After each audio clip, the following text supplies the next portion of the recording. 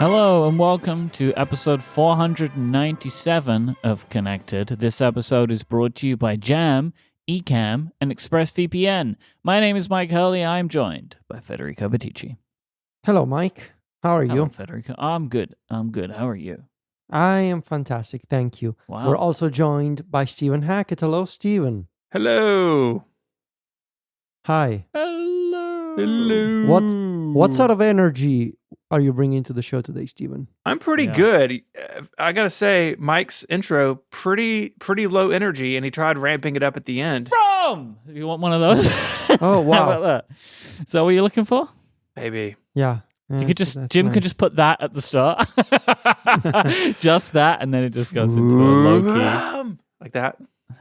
Follow up. We have some. A couple weeks ago, we talked about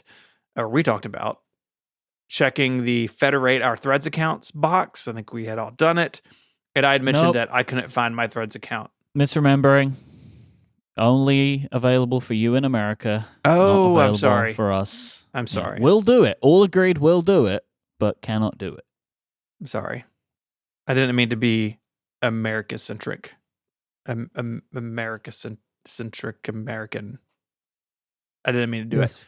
I turned it on. An American centrist, I think is what you're getting at. A Macintosh centrist. No, it's a different thing. There you go. Okay. You guys know about the Macintosh centrist? What are you talking about? I have no, like, I don't know. those There'll be a link in the words- show notes. Yeah, okay. I had trouble finding my Threads account on my eworld.social server, even though it was showing up on mastodon.social on my test account there. It did eventually show up, and I followed it, and posts from Threads seem kind of hit or miss. I don't feel like all of them make it over to Mastodon, and there's always a delay, but like it's early. It is starting to work, and that is exciting. I still don't have any real feelings of what account I keep because I don't want to manage two accounts that basically do the same thing. That's still all very much up in the air, but the wheels are slowly turning towards the federated future, and that's good. Wow. I had a thing a couple of days ago where I was going to make fun of you on Mastodon for cross-posting, and paused for a second and realized, I'm following your Threads account. I was so close to needing to be owned, but luckily that did not happen. Yeah. Zach says the delay is intentional to allow you to delete before it federates. That's good. That makes a lot of sense. That is good. You know, as janky as some of this stuff is, there is a good bit of this that is pretty well thought out. Like, I'm not saying it's a perfect system, but things like that, like as soon as you're like, oh yeah, why wouldn't you do it that way? We mentioned last week that I was trying to install, to get access to the EU stuff. And I forgot to mention that I got the All-Store installation to work by simply swapping, as we thought, my American App Store account with my Italian App Store account. So, there's just doing that in settings. It worked. I guess we'll see once, like, actual stores, they open up on the web. What happens if I install them using my Italian App Store account, then sign out from that and sign back in with my American one? Like, what will happen in that case? Well, what happened? Did you swap back? What happened? So yeah, I did. It kept working, but also like that's a beta version of Alt-Store that I manually installed using a .ipa file. So I'm sure like that's not part of like the actual system that regular people will see. But also like, for example, if you have apps on your phone that you downloaded using two separate App Store accounts, like for example, I have apps that I download with my American account, but I have a few Italian specific apps, like, you know, the app for my security system, for example, that I needed to get from the Italian App Store. Now, normally I am logged in with my American account, but today that app had an update. And it used to be back in the day that you had to manually sign out from settings, sign back in with the other account, and update the apps from the App Store. Now, I can stay signed in with my American account, but during the update process, the App Store prompts me for a password, and it says, that's good. this app was downloaded with this different Apple ID.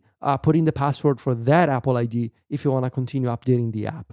And I'm kind of curious to see if the EU, like if the third-party marketplace distribution will work the same way. Like, Absolutely not. It won't. I don't think it won't. will. Because they are going to do, as we've seen from even the things that they've said, they do not want you to use it at all, right? Like they just don't want anyone to use this, so they're going to make no concessions, right? Yeah. Like the fact that apps, you lose access to them if you're outside of the EU for 30 days, like if they're going to do that, then there's no way they're going to make any part of it easy. Yeah, you're right. You know? Yeah. So that's the update. That's the follow-up from last week. I wouldn't be surprised if, you know how like on the show last time you were saying that like, you're going to lose your downloads from your Apple Music if you switch. I bet that happens. Like I bet if you use your European ID and you switch over to your American one, those apps will be removed. Yeah. Or just they will be, the icons will be dimmed and it'll say you're not eligible to use this app or something. Yeah. Because they just don't want you to use them. Do you have any impressions of AltStore, like having used it? It was, I really liked the UI, but because it was a beta version, a bunch of things were not hooked up. Like, for example, the Patreon linking system was not working for me. So I couldn't install a clip because I couldn't link my pledge on Patreon with the beta version of AltStore that I had. So I'll try again once AltStore actually opens up, and I will report back. Very cool. But I mean, the UI was very similar to the existing version of AltStore. Oh, of course. Yeah. The jailbreak version, right? Yeah. So there's more data mining in 17.5, 9 to 5 Mac published. Quote, based on our analysis, there are identifiers of the next generation iPad Pro, which would be with OLED, and also there are identifiers for an 11 and 12.9 inch regular iPad. You know, what am I saying? iPad Air. That's what I'm looking for. There you go. I got there in the end. You did. I tried to truncate it and did a terrible job. Basically, they found reference to all of the iPads we're expecting. The Pros have OLEDs in them. It's in 17.5, which is kind of what we were expecting based on what Mark Gurman has said, where again, Mark is continuing to refine his prediction to say that he is now expecting these iPads to be announced during the week of May 6th. So that is a month from now. Yeah, so I've done some math this week. I went back and looked at the historical patterns for iPad releases. So if Gurman is correct, during the week of May 6th. So based on what Apple did in the past, I think we're looking at iPad announcement on Tuesday, May 7th, with hopefully release on Friday, May 17th, which means if we extrapolate, we could expect a iOS and iPadOS 17.5 on Monday, the 13th, and press embargoes, I'm guessing, on Wednesday, the 15th. And once again, this is just personal speculation based on previous patterns and sort of timing of previous iPad releases.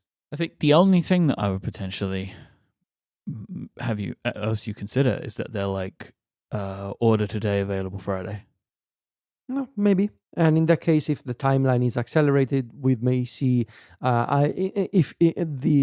I guess version B would be iOS 17.5 on Monday the 6th, iPads on Tuesday, release on Friday the 10th, and press embargoes on Wednesday or Thursday, if that's the case. But last time they released iPads, they did with the order today, available next week. Yeah. So that's what I was predicting.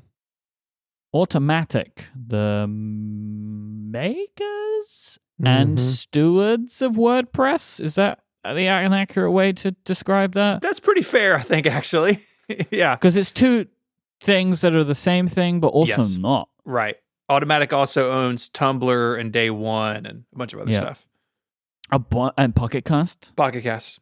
They have acquired Beeper for $125 million. Beeper were the Beeper Mini people, so Beeper had been making text messaging products. They also were the company that hired the high school student, I Yes. think, Yeah. who had reverse engineered iMessage to create Beeper Mini, the iMessage app, which was available on Android.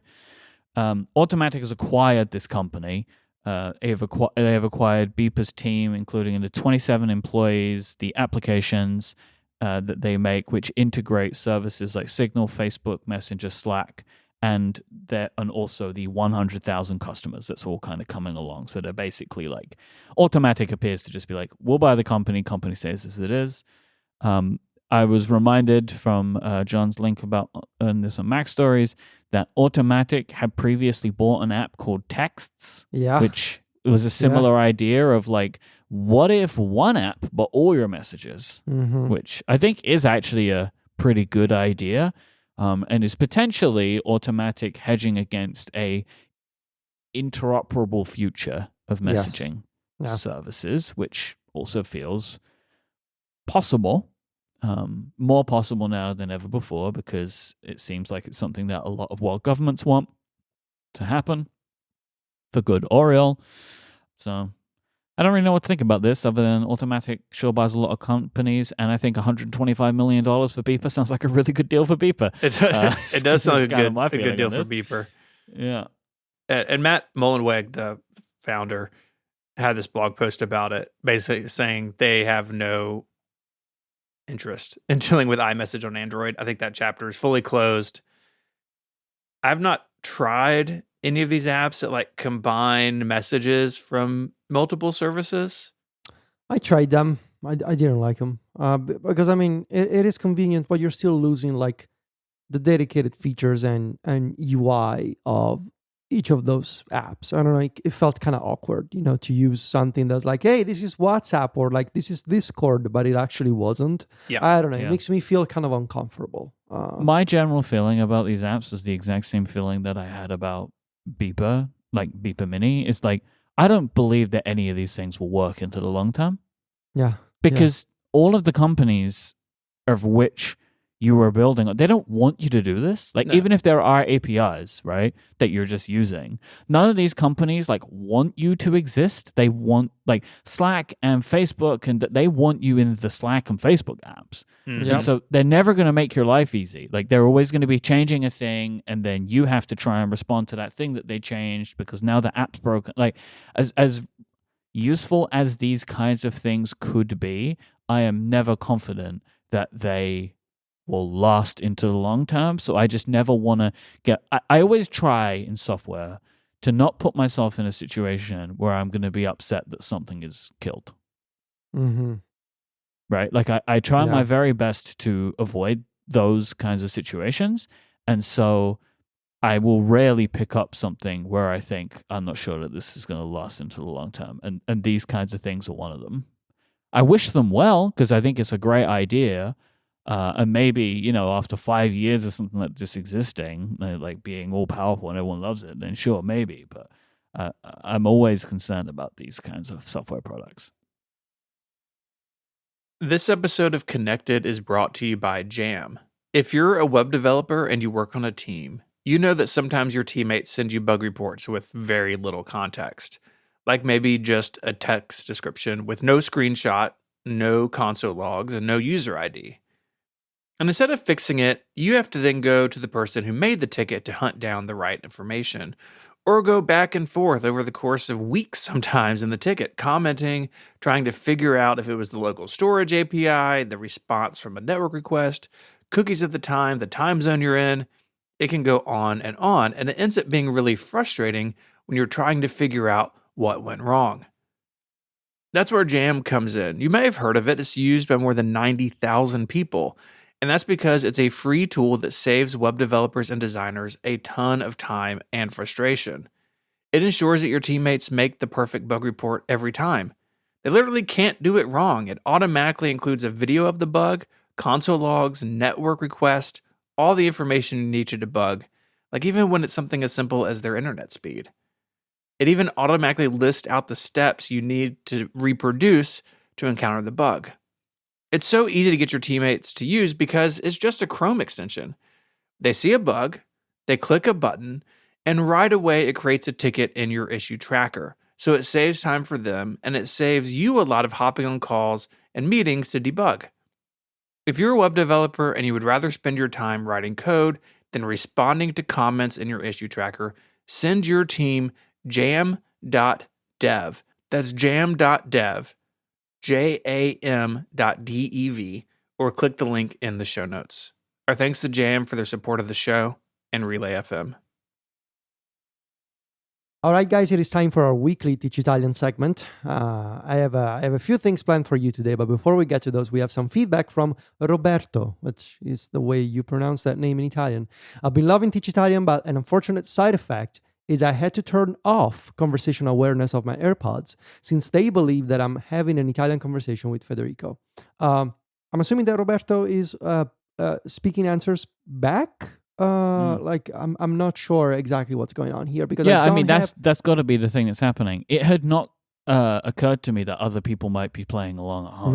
Right. So they're literally like trying to repeat what you guys are trying to learn with varying degrees of success. Wow. But yeah. I mean, Steven, you know. So today we're doing truly unnecessary. Love you, Steven. So today we're doing a few things. First, we're gonna do the numbers. Finally, we're gonna count from 1 to 10. It's gonna be pretty simple. Most of these numbers are very similar to Spanish. So, Steven, if you know some Spanish, maybe you will find some of these easier. I'm gonna start. So 1 is uno. 2 Uno. is Uno. Wait, Perfect. can't we just do them like one? Yeah. Can't we do it? Every week we do them along with you. Why are you changing the formula now? Sorry, I'm sorry. So 1 is uno. Uno. Perfect. 2 is due. Due. Yep. 3 is tre. Tre. Mike, you're getting better at that R sound. It's the Romanian man. I don't know how, but it's helping, I think. Yeah. So 4 is quattro. Yeah, Steven, I know why you say quattro, but it's quattro. It's like, it's not tro, like you said. I don't know how to explain that sound. But yeah, that sounded a bit American, but it's okay. You'll learn. 5, I guess this is maybe the trickiest one. 5 is cinque. Oh, that's not what I was thinking. Because I looked at that the way you have it written out, and I was thinking in Spanish, like where it's like would be cinque, or like cinco, but like cinque. Yes, cinque. Yep, that's very good. 6 is sei. Say. If you recall, what you say? What you say? If you recall, say was also the meaning of you are from last week. It's the same word written the same way, but in this context, it's the number 6. 7 is sette. Yep. 8 is otto, like the name. Yeah. Like the Automators robot. Like exactly. 9 is nove. Nove. Say it again. That's very good. Nove. Nave. Yeah, yes. Like Avatar? That's Navi. And I guess what you say. I guess maybe the number 10 is also tricky. So 10 is 10. That wasn't what I expected. Me neither. Yeah. I was thinking it was going to be 10, like chi. Okay, so all right, so the way that I said it is my Roman accent. Okay. In proper Italian pronunciation, and I'm gonna try here my best, is 10. Yeah, you see, now this is dialect stuff, right? Yeah, because I'm using what we learned a minute ago. But in my dialect, I would say 10. You know, it's like that's a slightly different sounding. Yeshe. Now, just say 10, and that's the proper way, and you'll be fine. So these are the numbers from 1 to 10. Now, I want you to put together two very basic sentences. We learned, I am, you are, he is last week, and we learned the numbers today. So how would you say we are two? Well, I think you gave it away a minute ago. So I assume if I'm remembering what you just said, it would be like say do. No, we No? are. We are. So would that be voi? Nope. The Noi. other one? Noi, exactly. And then That was the tricky one. It was siamo. siamo. So it'd be noi siamo due. Due. Due. So for example, you go to the restaurant and they ask you like how many of you on a table for? And you would say, noi siamo due. Noi siamo due. Yep. Whereas if you need to say something like you are 6 in total.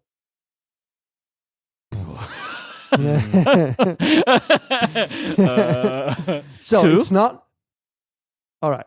Right? So you are, so that's plural, and we learned last week that it was voi. All right. Oh, okay. Yeah, voi. Voi say Siete. Siete. Yes. Wait, yes. what? Yeah. Voi siete. You are. Say. All Wait, right? but why would it be siete for 6?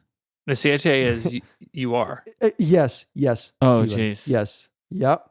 That's why I Okay. picked this one because Voi it's tricky. siete. Say. Yes. And in total, it's very similar. It's in totale. It's like very similar to Okay. English. All right. So how would that be, Mike?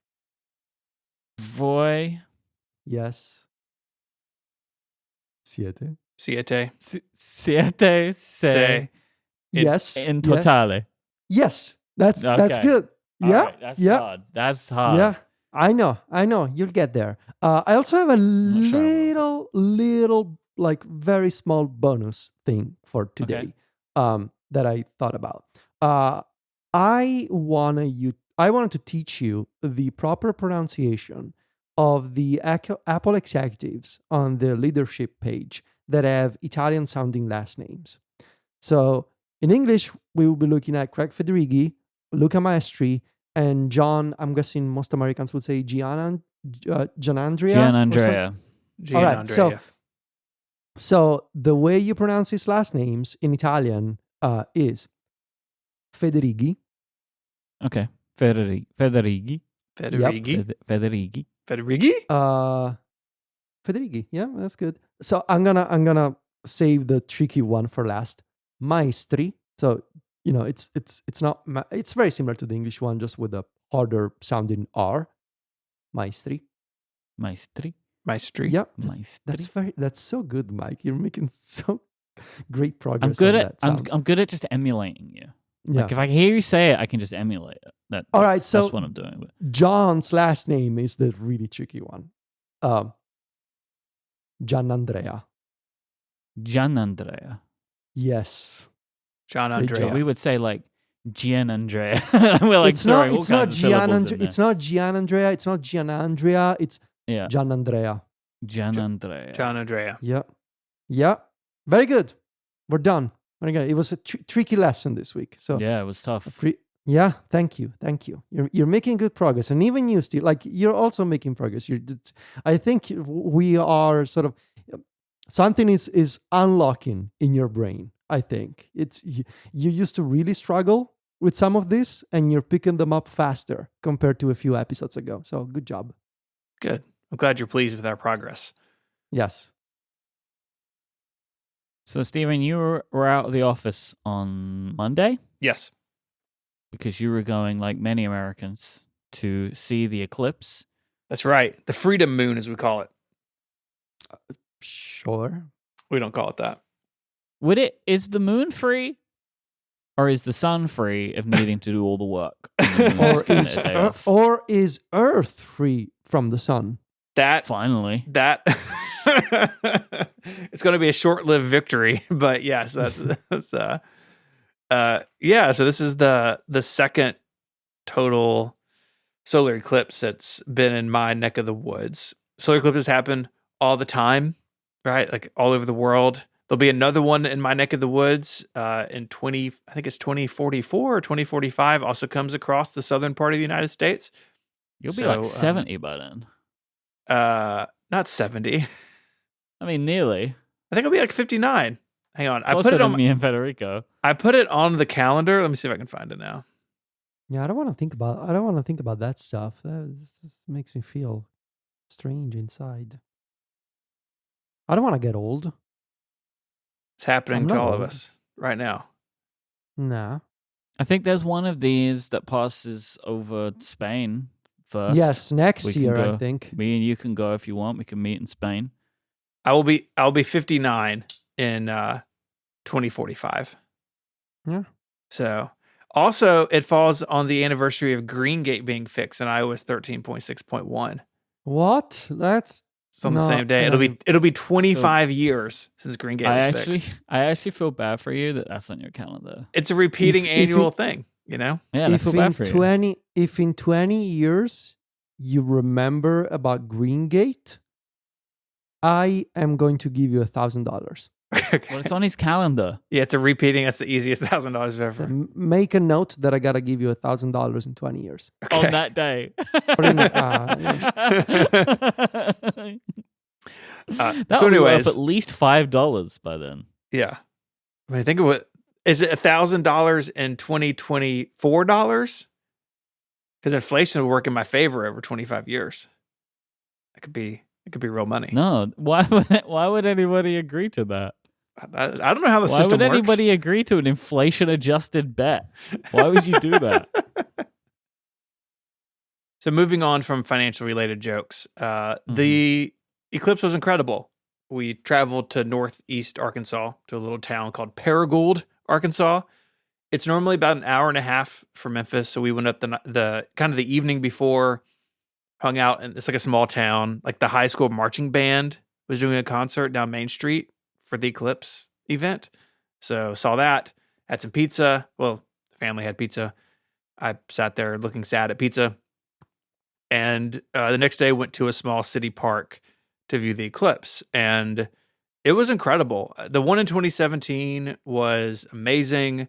This definitely lived up to my memory of it. It is really something else. Like Memphis had 98% coverage.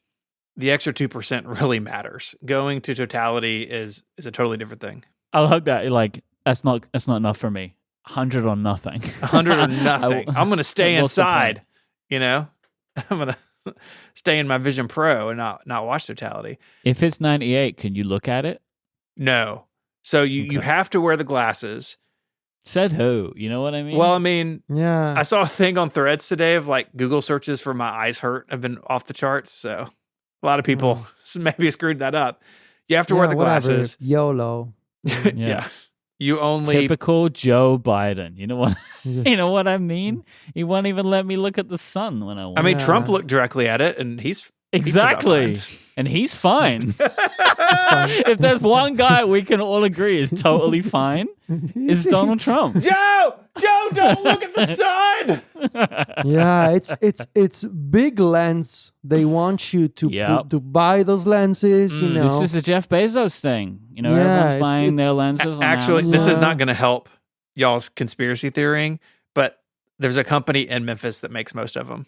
So Oh, Yeah, here see, we go. Now it's see. big Memphis money. It's big Memphis. You know, This they is what want you. happens when your uncle's the mayor. You know, you just Yeah. like, you know. Yeah, I see that's, what- I I want see you to what's think that with all with all these websites, you know, they're all Mhm. part of the same group. All these quote unquote journalists. Yeah. Mm. wow. Okay, what you've do you taken a think a turn. style guide's for? You know what I mean? It's so Yeah. everyone says the same Yeah. stuff. That's the problem with mainstream media. Yeah, I today. I don't get the news from the internet. I got my news from Telegram. You fools. Wake up, sheeple. You sheep. Come on. The moon's for looking, you know? It's weird. You wouldn't think that a something like an eclipse would be possible since the Earth is flat, but it is. I know, right? Right? I genuinely had someone in my life, not a family member, but someone who's in my life, say to me a couple of days ago, you know, they have some points. no. And I was like, no, come on, No. please Can you- don't. Oh, I'm my like, God. please I'm don't. so jealous. I really want to have like in my circle of like acquaintances, at least like a flat No, earther. you don't because want I it. feel like I would go out for drinks with that person and get so hammered and You have a don't good want it. laugh listening like, at those theories. He's a guy, he's like, he's, I would say, conspiracy susceptible, right? Oh, nice. And like some of the nice. stuff that we talk about, like I entertain his conversations and I just kind of want to see what he's thinking about. And we talk and da da da da da. And like some of the stuff that he talks about, I'm like, all right, like I can see. Yeah, do you remember a number of months ago there was that train crash somewhere in America, Stephen? Oh, yes. Yeah. Right? In Palestine, Ohio or something? Yes, and he was the first person to alert me to this having happened. I don't know how that was the case, but he was. And then like later that weekend, I saw a John Oliver thing about it, and he was like saying something along the lines of like, like they don't want people Oh my to God. talk about it and da da da da da, and like what is it? And like you hear those kinds of things, and you're like, as far as conspiracies go, I can understand somebody feeling that way about stuff like that, where it would be preferred for these kinds of things to be covered up because of the fact that the railway companies have done such a terrible job of maintaining that infrastructure. So you can understand at least the railway companies wanting to cover something like that up, right? So like those kinds of things, you're like, all right, okay, like I can see why such a thing is enticing enough to you that you could imagine there being a conspiracy, because there are definitely people in the world who want that to be a conspiracy for their own ends. Like they want things to be conspired against. But the flat Earth thing, I was like, no. I was saying to him, Man. look, here's the thing I want you to think about with this one, right? I said to him, it's like the type of the thing about the flat Earth stuff is that, because he's like, they have some points, da da da da, like you don't know about. I was like, these people will say anything to try and make you believe them, right? Because he's like, I'm like, all right, so why has nobody ever taken a picture of this big ice wall that runs around the edge of the Earth, right? And Incredible. he's like, well, no one's ever gotten a good picture of the Earth from space. And I'm like, What? I'm like, no. Dude. All right, look, Federico, you just gotta roll with me on this, all right? I'm so jealous that you know one No, such you're person. not jealous. You're not. No, I am. I absolutely You don't am. want this. You don't Oh want no, this. I do. You're like- I do. I You want to have think a you do, but then when it's someone you care about, it's like, well, I'm losing you now. Is it Casey? And no, I say it's you don't know this person. Like you don't know this person. You've never met this person. You probably never will meet this person. Not for this Please reason. introduce Because me to there's this a person conspiracy and I Invite won't them to allow the it to live happen. show. Please, I'm I'm the begging you. conspiracy. Introduce me to this person.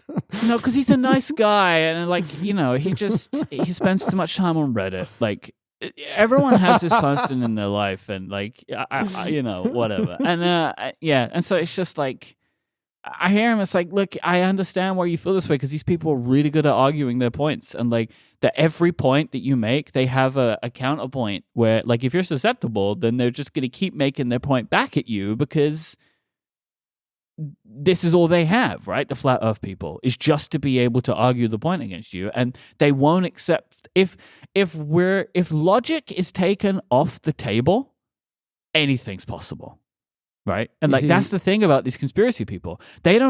You're trying to argue them with logic, but they don't want logic, and so they're powerful. They want Anyway, Adobe Audition. Indeed. I don't remember how we got to this.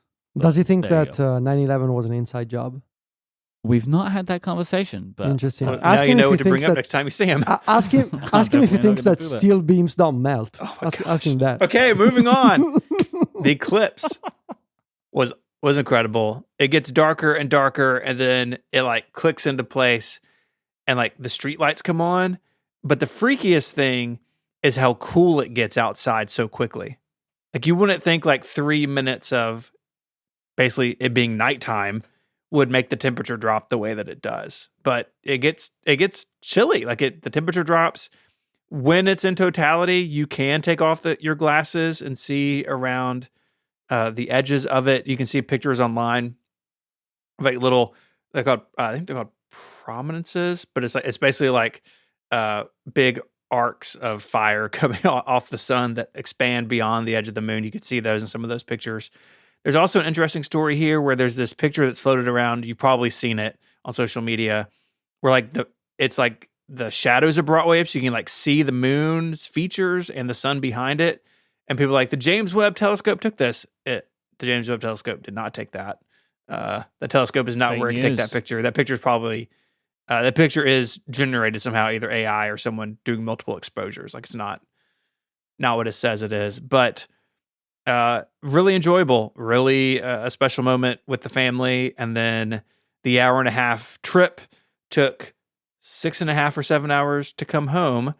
And my tech angle here is I was using Apple Maps initially, and it kept like getting me off the interstate to go down like a side road for like a mile, then back on the interstate. Like it just couldn't figure out what it wanted because traffic was so bad. Because in this part of the country, there's only a couple of places to cross the Mississippi River. And so a lot of people flew into Memphis and then drove into Arkansas, the next state over where totality was.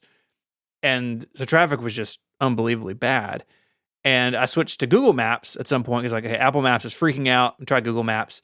Google Maps eventually took me and thousands of other people, because I was in bumper to bumper traffic for hours, down a gravel road in Arkansas at some point to like avoid part of the highway.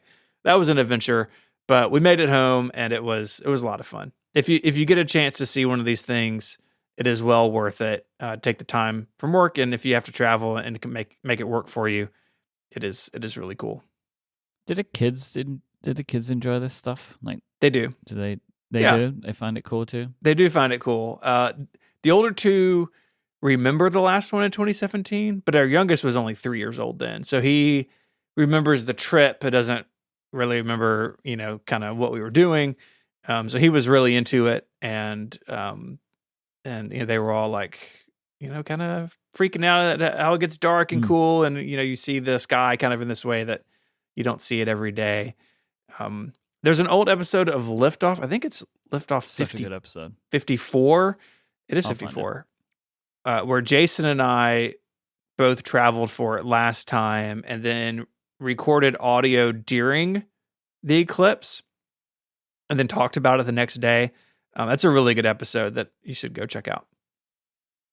I have a tech angle as somebody who did not experience the eclipse, of how the iPhone ruins the eclipse, or like what people say about the eclipse, because people post pictures or they send pictures to me and like, look how dark it is, but it looks like daylight because the iPhone, right? It's the night mode, right? It's like, look how dark it was. It just looks like the early afternoon. Like I don't know what you're supposed to be showing me, but the night mode photo is not helping you in this scenario, because it was. I think you sent a picture of the kids. It's just like it just looked like daytime. Yeah, it's just like it doesn't look like anything. Yeah, what's weird about that picture? It's a night mode picture taken at like 2:00 in the afternoon. Yeah, but it is cool. I mean, people. Like even I did it, I took a photo with my phone through the eclipse glasses. It's one of those things where like I did a couple of those, but like I wanted to kind of experience it. It's like I can go download a wallpaper later from NASA. So I don't really have the gear to shoot something like that. You have to be pretty careful not to blow up your stuff. Oh, really? Yeah, because you're shooting into the sun. Like you gotta. Yeah, but I could take pictures of the sun all the time with my iPhone. Does a great job. Do you want to know where the word eclipse comes from? Please. Latin. So it's from Greek, ancient Greek. Greek. I believe. So it was from the verb. Pardon me if I get the accent wrong. Ekleipo. And the word was ekleipsis. Ekleipo, the verb, means to abandon. And the meaning was basically missing, sort of like the sun abandoning the sky. That's why it's called an eclipse. Can you imagine the first people that saw this happen? Yeah. With all the That sun was like, left us. but like now you can see how it gets there, right? Because they're like, Yeah. Oh, the sun, come back. Where's it gone? And then it comes back. It's like, whew. Yeah. I was worrying for a second there. Yeah. Very cool. Very cool. Federico, you shared this Reddit link with us the other day about it's like these two Oh guys my fishing, God. and they Those have eclipse guys. glasses on a fish. That is totally my kind of energy and vibe. Like those two guys, the guy who put the sunglasses on a fish and sort of like he's holding up. Please find So he's just holding up a fish to make him enjoy the eclipse. And they're just having a good time. One of the top comments, blinding Nemo. But you know what's so great about this is that guy loved that fish so much he sacrificed his own eyes. Yeah. He did. Yeah. The guy who's holding the fish took his glasses off and put them on the fish. Yeah. Yeah. Love it. Blinding Nemo Blinding Nemo. sees the eclipse while suffocating. Ah. This episode of Connected is brought to you by Ecamm. Ecamm Live is the leading video production and live streaming studio built for macOS.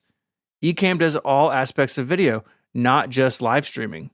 It's perfect for simplifying your workflow. It's easy enough to get started quickly, but powerful enough that you can create just about anything with video. And you do it all within the Ecamm app.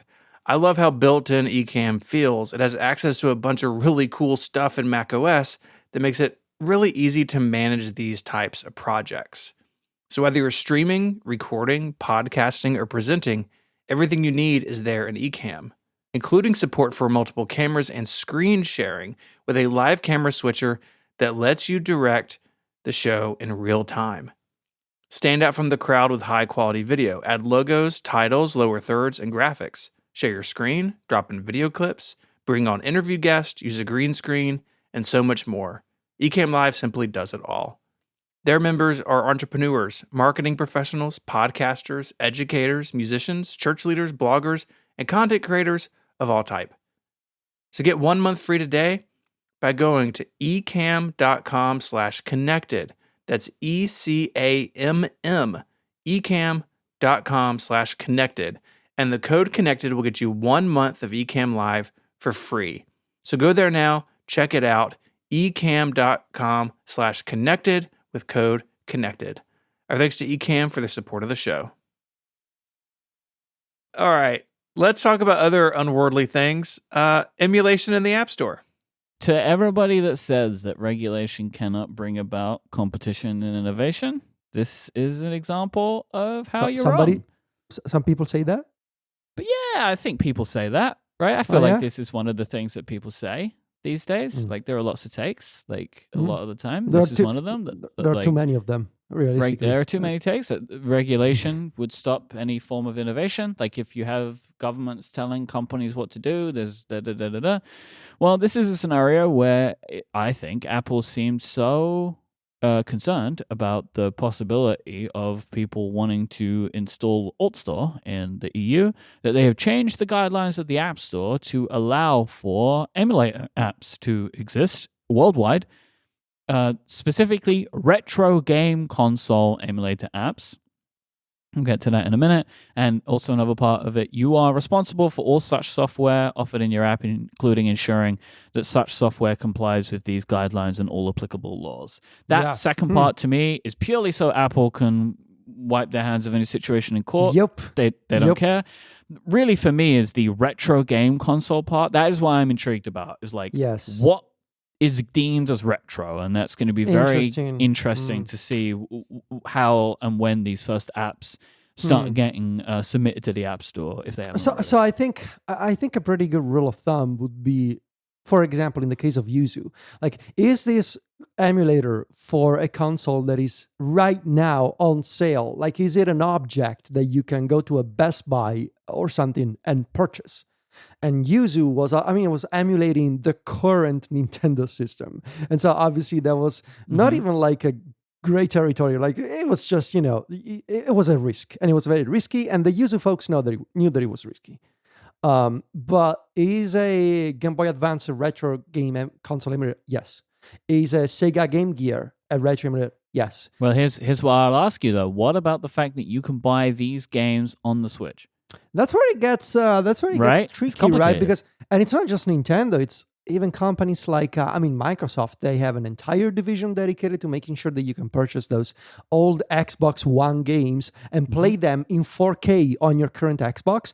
Even PlayStation, Xbox 360 games. yeah, PlayStation, they let you download PS4 games and play them on PS5. So it gets it is tricky to answer, but realistically, you know, I think, it's one of those things where you'll know it when you see it. Like an arcade machine emulator, that's probably going to be fine. A Game Boy emulator, that's going to be fine. A DS emulator, probably fine. A 3DS emulator, probably not. Like, I think there's going to be a recency bias applied here. Like, is this console kind of recent so that it may be tricky to accept it in the App Store? I think that's sort of the kind of thing that we will see. But also, as we spoke about a few episodes ago, the law surrounding emulators, it's complicated, right? We discussed like all the legal precedents that exist in terms of like fair use when it comes to emulators that try and replicate the BIOS of a console versus emulators that don't include the BIOS at all, and they ask you to provide your own BIOS file. Like, for example, there's a bunch of PS1 emulators or Nintendo DS emulators that ask you to bring your own firmware and bring your own BIOS file if you want to use the emulator. So I think we will witness amazing things, I hope, because of this change. And my hot take for the day is that the European Union, long term, it will go down in history as one of the best things that ever happened to Apple and the App Store. But most American bloggers right now, they're too short-sighted to see it. And so this is just one example of regulation actually helping competition and helping Apple realize that maybe some things are okay for the App Store. So that's my take. Here's something I can't wait for it to happen, and I really hope that this happens and we hear about it. The first emulator that gets rejected for the app doesn't do anything. Because it doesn't have games. Because it doesn't have games. Yeah. But you have to be responsible for the games inside of the app. But what if you don't make a Game Boy game?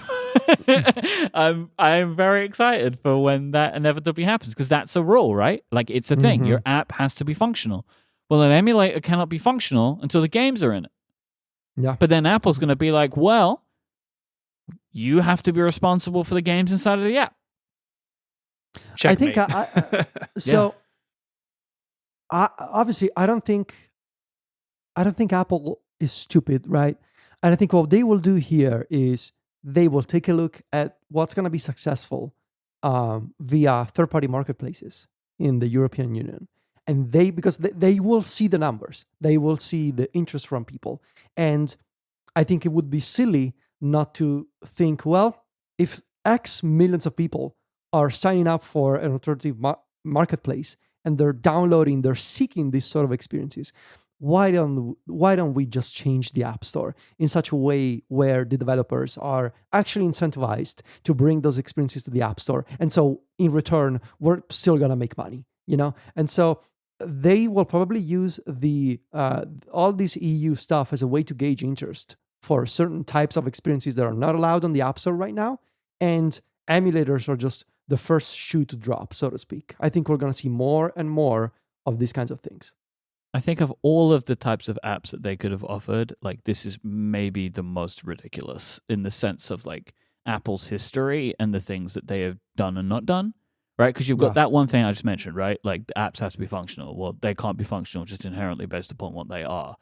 Don't forget, this was a company until like 3 or 4 months ago wouldn't allow for a game streaming app to exist, because Apple wanted to approve all of the possible games that could run. And now they're like, emulators, yeah, I mean, sure. Yeah, of course. Like, it's just, it's also, and also just like, it feels to me like realistically, for Apple's perspective, just an unnecessary set of legal trouble to get themselves into. Like, Nintendo will 100%, without a shadow of a doubt, as soon as the first Nintendo emulator is on the App Store, send cease and desist to Apple. They will do that.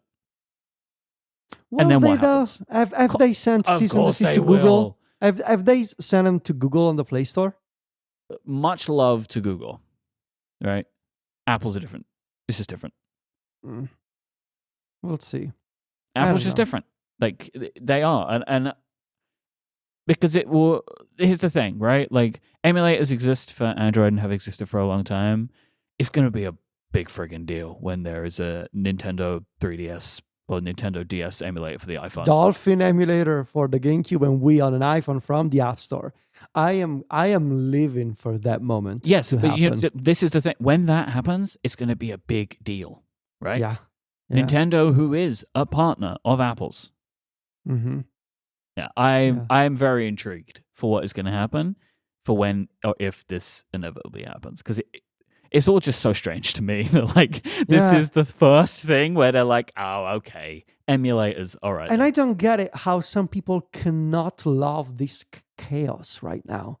Like it's amazing, like what we are witnessing. Mm-hmm. I think, like, I don't know how some people don't like this. It's incredible, like this remaking of the App Store under our very eyes. It's fantastic. I love it. Well, I mean, it would be easier to love if all of these changes were worldwide, which they're not. Yeah. Right? Like, But this is an easier thing to enjoy if all this stuff could be done. And it was also just done in a way where a lot of people could actually take advantage of it. Like, most Europeans aren't even going to be able to take advantage of the stuff because most developers won't opt in for this stuff because Apple's still not or still resisting as much as they can to make this a thing that developers will want to opt into. Like, there are scenarios where this could be loved more if it was done better.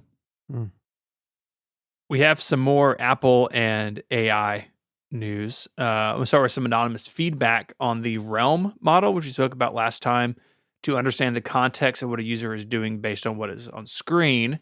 Anonymous writes, we do know the size of the models used by Apple in their Realm paper. They use a previously released LLM at different numbers of parameters, 80 million, 250 million, 1 billion, and 3 billion, and then fine-tuned the model with their desired use case. Those are listed in table 3. I think I just missed them when I read through that paper. For context, GPT 3.5 from OpenAI uses 175 billion parameters, while GPT-4 is rumored to use 1.76 trillion. So There's more. That's a bit more. It's a bit more. A bit more. Yeah. Bit more. Parameters, am I right? Yeah. How do they work? They're a thing. Yeah, I don't know. The more you have, the better. So, yeah, cool. And then we learned more this week about Ferret UI. This is related to the Ferret model, which we spoke about on a previous episode. This looks at screens of user interface and to execute open-ended instructions. So this kind of stands on the shoulders of the other stuff we've spoken about. And Finn Voorhees was talking about this on Mastodon, and Federico, you had a very funny quote post. One way or another, it always goes back to GUI scripting in the end. Yeah. I mean, it's interesting that, we took this long trip around all kinds of automations, and then we're going to circle back to the idea of, well, but what if the computer could control the interface? What if a system could control the interface of your computer? And so it used to be that back in the day, you put together these kind of janky Apple scripts, to simulate clicking around the screen and have this visual automation going on. And, tons of people still do that using tools like Keyboard Maestro or Automator or AppleScript. This idea of every UI element of macOS is or tends to be individually addressable by a script. And so you can do things like open settings and click on this icon and then click on this tab and then open a checkbox and then scroll down.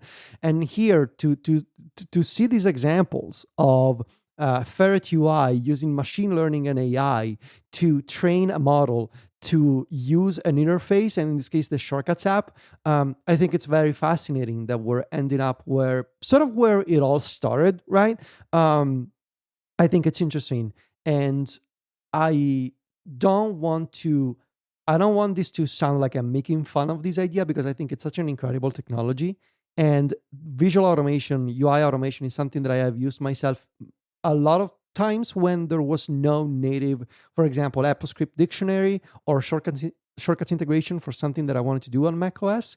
And I also think it comes with some seriously powerful accessibility potential. Like the idea that you can empower folks with motor impairments or vision impairments to actually do something or tell the computer to do something that can only be done with interaction, to do it programmatically by using AI to work with an app on their behalf. I think it's such an incredible idea, and I wouldn't be surprised if we start seeing the beginning of this implementation as part of an accessibility feature in the next version of iOS, because I think it totally makes sense to offer it as, like Siri can now interact with apps for you or something like that.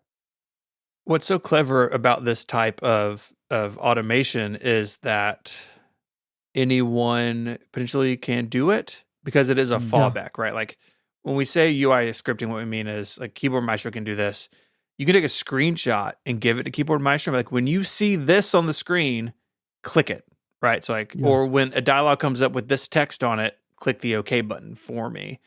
And it opens the door to automation that otherwise there's not ways into. But also it's much friendlier to end users than something like AppleScript or even Shortcuts, right? If you can just tell it, hey, I want you to do this, this, and this, and I go and click on the mouse and tell it what I want it to do, and then it can do it for me again in the future. Like, that's very interesting. I'm really interested to see where this goes in the future. Reuters is reporting that Apple has made a deal with Shutterstock to license their images for training data. The value of the deal was likely in the somewhere between $25 to $50 million range, according to a report, and was said to have been signed in the months following the release of ChatGPT in late 2022. They're also looking to license images from PhotoBucket as well. Which is it's like one of those things that's a name I've not heard for a long time. Yeah. I have a memory that I've spent a lot of time today trying to find evidence of and cannot, that Apple did a deal like this before, or at least made reference to doing a deal like this before when they were training their machine learning model to detect faces and photos and stuff, that they worked with a company like a Shutterstock, but like they licensed imagery to train that model. Because like people ask, like, how did you do it? And that was the way that they did it. Yeah. I couldn't find anything.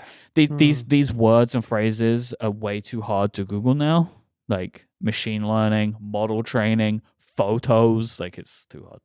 In 2017, they acquired a computer vision startup that was particularly working on searching for things within images, and that came out in iOS 11 around that time. And so maybe that's what you're thinking of, but I'm not sure. It was specific. The thing, my memory anyway, is specifically around how they created their like person to like this is this person, like, or this is this thing. Anyway, doesn't matter. If you know, send us feedback. Look, Apple's got to do this, right? If you don't pay for content to train your models, you just go off scraping it on the internet, then everyone sues you. Check in on how OpenAI is doing, right? That is something they're dealing with now.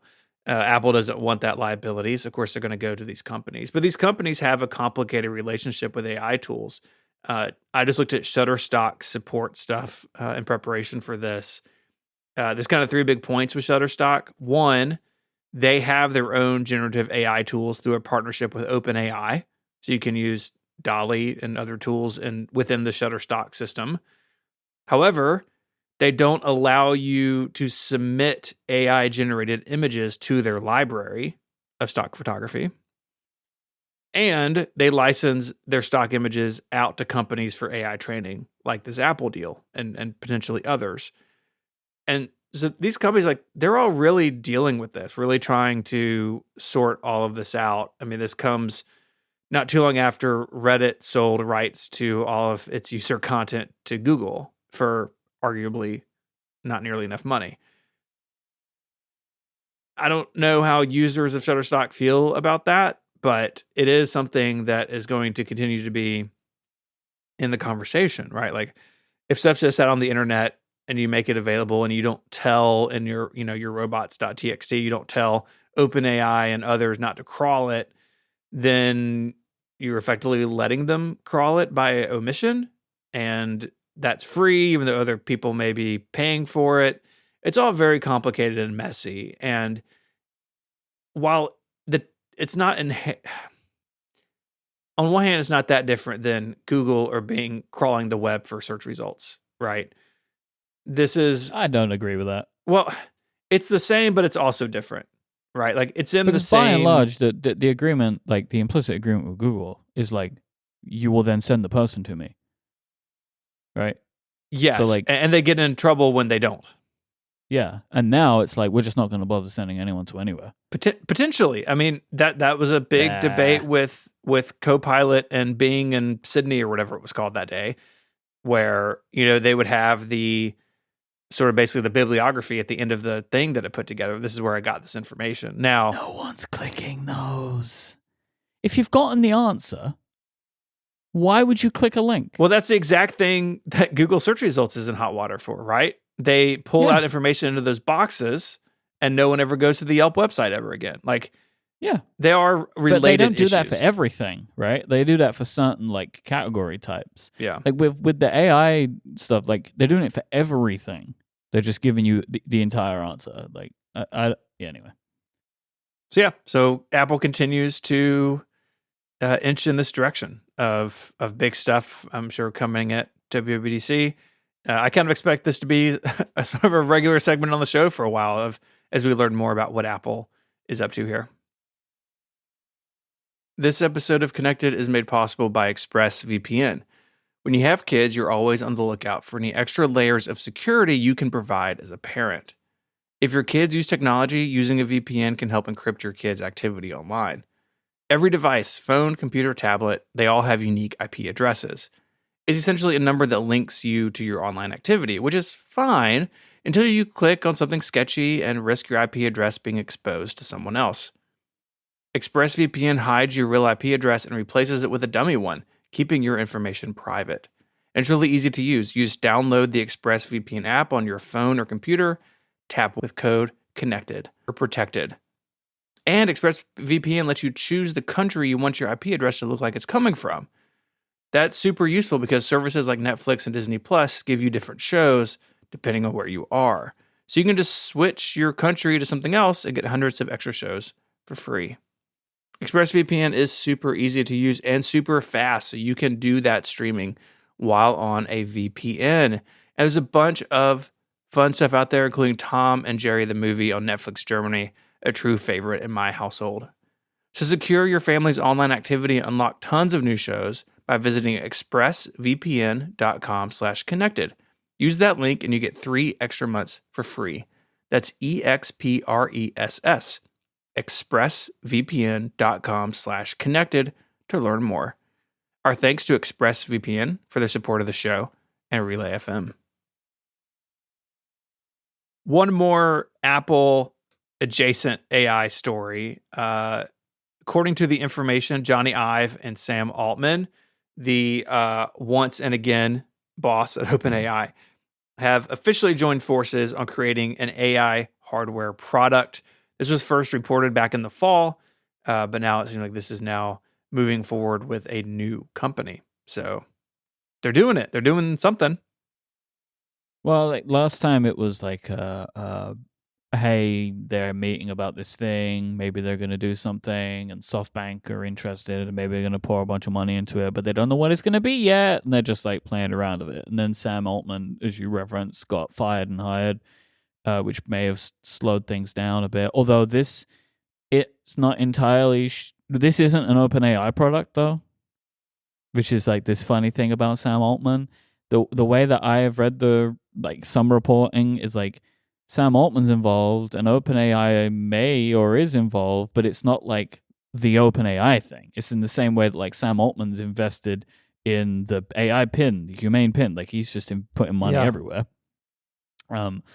Same as like there's this chip company that he's trying to start that may have been at the heart of his ouster at OpenAI. Yeah, because it wasn't OpenAI, right? Like this is his kind of thing. He's just like trying a bunch of stuff, and then maybe he'll then have this second company that his first company can buy product anyway. So Ive has been tasked with securing $1 billion in funding. I don't really know why Johnny Ive has been given this job.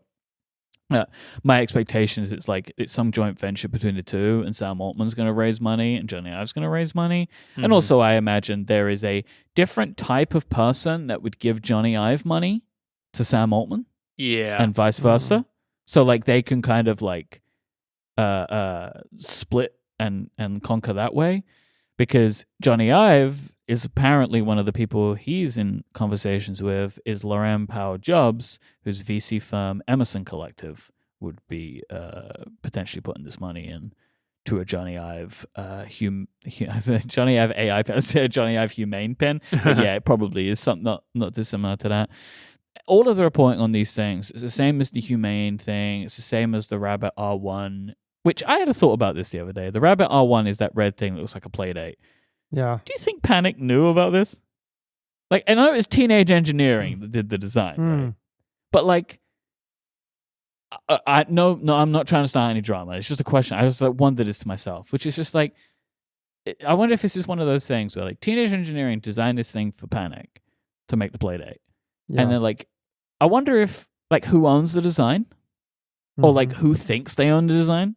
I mean, it's very similar. It doesn't have a crank, but it has a scroll wheel. It's a red Playdate. Like, it's a red Playdate. Like, it looks exactly the same. And I just wonder if this is one of those things where, like, they're like, that looks familiar. Anyway, I don't know. Yeah. But all of these things are like, this is not a smartphone, right? This is not a smartphone. Could any of these things succeed? I know that's such a hard question to answer. I'm gonna say something. I think of all these products, I think something like the Humane AI pin has more chances to succeed than the Rabbit R1, because the Rabbit, I mean, you're still holding a screen, right? Yeah. And if you're holding a screen, like it's you're basically replacing holding a phone, like holding a rectangle with holding a square.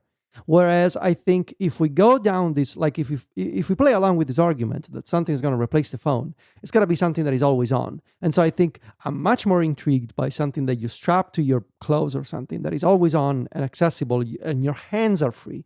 That is why I'm fascinated by the AI pin and why I'm fascinated by something like the Ray-Ban glasses. You know, those are not AI, but the idea is the same. Like you have something that is always on, your hands are free, and you can still capture information around you and, you know, take photos and videos, whatever. My main issue right now with these devices is the latency and this like who's going to be at the supermarket holding a square thing like a Playdate thing in their hands for like 20 seconds, staring at a box of cereal and be like, hey, can you get me the calories of this thing? Are you gonna sit there like an idiot capturing a picture of a box where you could just grab the box and look at the calories yourself? Who's gonna do that? I genuinely have no idea. That's actually one of the things which is in service to the humane, right? Where you're just like, you kind of do the thing, you just carry on, and it's doing its thing, and you're not like staring at it, like while waiting for it to do. Yeah, but there's still latency with the pin, right? Because it's still that processing in the cloud takes a lot of time to go up and then to process and then to come down, but at the very least it's not like a modal interaction in the sense that you're waiting with the thing in your hands for a response to come back, right? So at least it's got that going for it. So I don't know. Question for you both: did either of you watch the second humane video? Yes, I did. The one where that is called "What is AI Pin?" Yeah. So much better video, way better video. Like, much better. I think this video, if this was the first video, wouldn't have been ripped so bad. Like honestly, you can make your own decision about whether you think it's good or bad or not, but like it was just a better video. yeah. Look, if I could buy one in Italy, I would buy one. You know, of all these products, like if I could, and I cannot because it's US only, I would get one. Especially never stopped you. No, I cannot use it. The data plan will not work. But like I am super intrigued by this idea. So many times, like I've been in situations where like I would have taken a picture of something if it wasn't so cumbersome to like get my phone from my jeans and then there's a friction with grabbing a phone, especially if you do what I do, where in social situations I try to keep my phone away, and so like it's in my pocket or something, or like it's in the inner pocket of my jacket, for example. Like I try not to use my phone if I'm around people, but to have like something that either it's glasses or something that is strapped to my t-shirt, like something that was always there. What about the Meta Ray-Bans? Have you considered those? Look, I am actually thinking about them for this summer. If I could get them with a prescription or something. You can get prescription lenses for them. I know. And I think I'm going to do it for the summer. Yeah.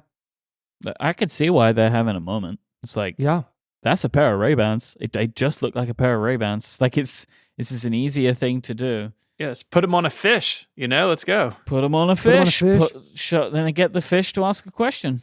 That's right. Why mounts out of the water? What's an eclipse? But this is also why, like, I think we discussed this like a few weeks ago, like that crazy rumor of Apple putting cameras in AirPods. Like, yeah, like that's exactly the kind of thing that I would like. Like, I'm always going out wearing AirPods, and imagine if that little thing could take a picture of what's around me or in front of me. Yes, totally. Like that idea of let me capture an experience or a moment quickly with no interaction with the screen, I'm on board. Yeah. But I think that I agree with the Humane pin is interesting. Like, I would like to try one. I don't want to buy one, but like I look at it and I'm like, I can understand how this could be cool if it worked well. I'm still not sure it works well. Like I feel like I need to see other people having used it, right? Which I guess will come at some point in the not too distant future. Because they made a video where it seemed like they didn't pay a lot of attention to it, and the thing made a bunch of mistakes. And then they made a second video where it looked more impressive, but now they must have paid more attention. And so, like, I feel like this is kind of like a fool me once kind of thing, where I actually now want to see somebody who not from Humane make a video about how it works or doesn't, right? Where if the original video would have been the first video, then I would still remain. I'm like, oh, this actually seems pretty cool. Wherever then, like, I'm not sure this works at all, or works very well, or works reliably. But the ideas that they have are interesting ones. But I think where it starts to fall apart is this, like, it does a bunch of smartphone things. It's like, yeah, but like I know why you're doing that, but like I don't want to have another phone number for texting people. Like I don't want that. Like there is all these like this weird stuff, and so I just kind of wonder. Like, it's a question I've been asking myself when thinking about this stuff, and like when looking at this report. Something has to replace the smartphone eventually, but how much of what a phone does is it going to need? Because smartphones replaced regular phones, right? And so there was a set of things that it needed to do. I don't know if I know what that set of things is. It's not the same set of things, I think. Yeah. And I don't know what that set is realistically today. And I think that's going to be whoever can come up with what that exact set of things is, plus all the new things that it can do that a smartphone can't do, or it does way better than a smartphone. Like that's where the winner is. But I don't know what that set realistically is, or what people are willing to trade off if the other experience is so good.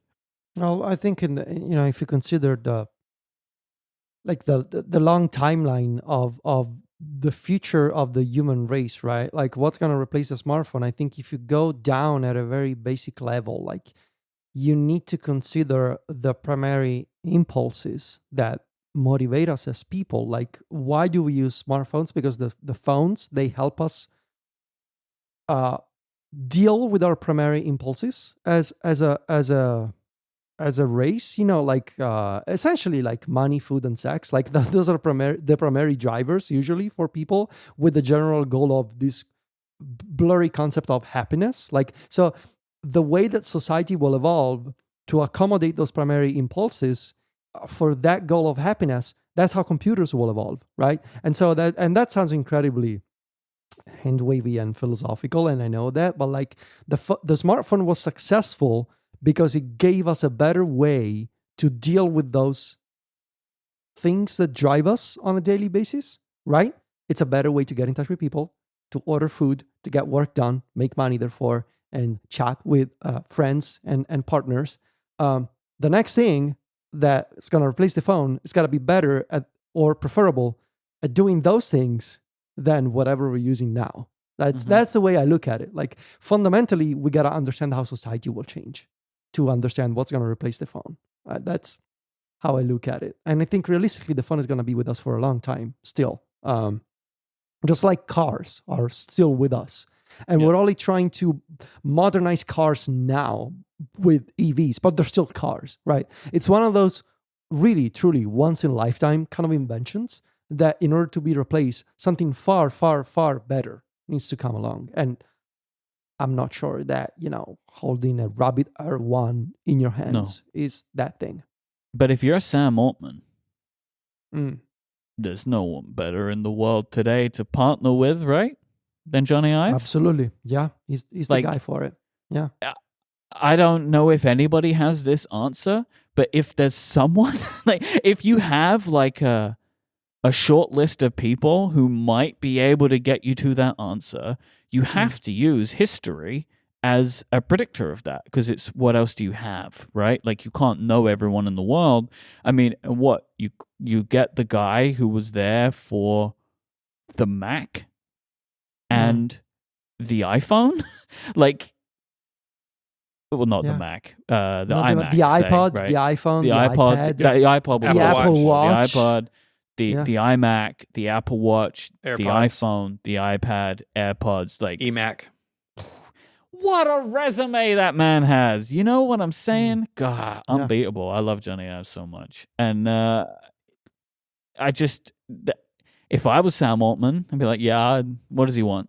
Like, if I'm going to give this a go, like actually going to truly give it a go, I'll give that guy whatever he wants. He might not be able to do it, but I'd put my money on him before anybody else, I think. It is interesting. But I tend to be less positive about anything replacing the smartphone in any sort of reasonable time frame. It didn't replace the personal computer; it supplemented it. Right? It's still here. Now, some people, it's their only computer, right? But it definitely stands on the shoulders of it. I just don't know. It's really hard to beat the smartphone. People like their phones. That's something Jason says all the time in talking about these AI products. Like, people like their phones. Most people. I think a lot of people are like Federico, right? In certain settings, I don't want my phone to be with me. The Apple Watch can fill that gap for a lot of folks, but generally people like their phones most of the time. And it's hard to beat something that's always with you, that has a great camera, great screen, fast connectivity, all of your data. Like, it's a pretty perfect combination of things. But to your point, if someone's going to do it, maybe it's the guy who helped invent it in the first place. Yeah. But this is where, like, going back to what we were saying earlier about the EU, this is where, like, people in our world, in the Apple world, may have to hope that the Department of Justice has a case. Because if people like their phones, which they do, and you want something that doesn't get rid of the phone, but is in addition to the phone, like the phone was in addition to a computer, no one can make this product for an iPhone. Which is why Humane's doing what it's doing. It's why Rabbit's doing what it's doing. Because if you want to work with the iPhone, you cannot integrate with the iPhone because you're not Apple. They won't let you. And so this is that thing, right? Like the Apple Watch argument, which, make of it what you will. Like, but there are elements to it which is true, right? Where like Johnny Ive and Sam Altman cannot make a product that can integrate with what's on your iPhone. Should they be able to? I don't know, but Apple can if they want to. Yeah. Well, that does it for this week. If you want to find links to the stories we spoke about, check out your podcast player. They're also on the web at relay.fm/connected/497. While you're there, you can submit feedback or follow up. You can make that anonymous if you like. You can also become a member and get Connected Pro, which is the longer and ad-free version of the show we do each and every week. So it's an extra topic, it's no ads, and you also get a bunch of cool stuff from Relay, including access to the members' Discord, a couple of members-only podcasts, a newsletter. It is an awesome deal. We'd love to have your support. So go sign up there on the website. If you want to find us online, we're hanging around. You can find Myke at a bunch of other shows here on Relay FM and his work at Cortex Brand. You can follow Myke on Mastodon as iMyke and Myke.social and as iMyke, IMYKE on Threads. Federico is the editor-in-chief of MacStories.net. You can follow him on Mastodon as Viticci, Viticci, Viticci at MacStories.net, and just Viticci on Threads. You can find me on Mac Power Users here on Relay each and every Sunday. I'm ISMH86 on Threads and ISMH at eworld.social on Mastodon. I'd like to thank our sponsors this week for making the show possible: Jam, Ecamm, and ExpressVPN. More information about them is also in the show notes. And until next time, guys, say goodbye. Arrivederci. Cheerio. Bye, y'all.